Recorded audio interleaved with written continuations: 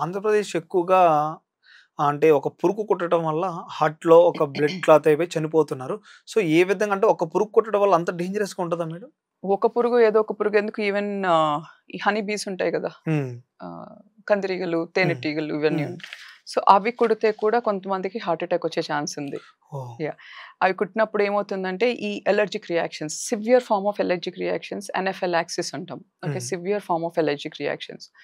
వాటికి clotting tendency పెరుగుతుంది.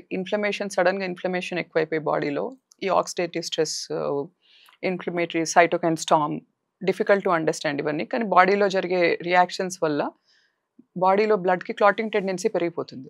So, అన్నిటికంటే చిన్న సైజ్‌లో ఉన్న ఆర్టరీస్ మెయిన్‌గా ఆర్టరీస్ ఆఫ్ హార్ట్. ఎందుకంటే హై ఫంక్షనింగ్ సిస్టమ్ గదా! సో, అక్కడ ఈవెన్ చిన్న క్లాట్ అయినా గాని, చిన్న డిస్ట్రప్షన్ అయినా గాని సడెన్‌గా వెసెల్ క్లోజ్ అయిపోతుంది. సడెన్‌గా వెసెల్ క్లోజ్ అయిపోయినప్పుడు మేజర్ హార్ట్ అటాక్ వచ్చే ఛాన్స్ ఉంటుంది. అది. హ్మ్.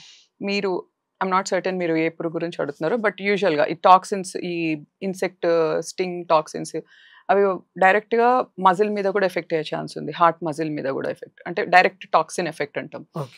ఆర్ కొన్ని the arteries go into spasm. అంటే ఫ్లో ఆర్టరీస్ సడెన్‌గా అట్లా టైట్‌గా అయిపోతాయన్నమాట. కన్‌స్ట్రిక్ట్ అయిపోతాయి. Hmm. So, coronary spasm, vasospasm is another cause. So, వీటన్నిటి వల్ల హార్ట్ అటాక్ వచ్చే ఛాన్స్ ఉంటుంది. It's called as Kounis syndrome. Kounis syndrome అని కూడా దానికి టెర్మినాలజీ ఉంది. ఓకే. ఎస్పెషల్లీ బీ స్టింగ్ తర్వాత వచ్చే ఈ severe form of allergic reaction, anaphylaxis తర్వాత వచ్చే హార్ట్ అటాక్స్‌ని కోనీ సిండ్రోమ్ అంటారు. Okay madam. Thank you madam. Thank you so much.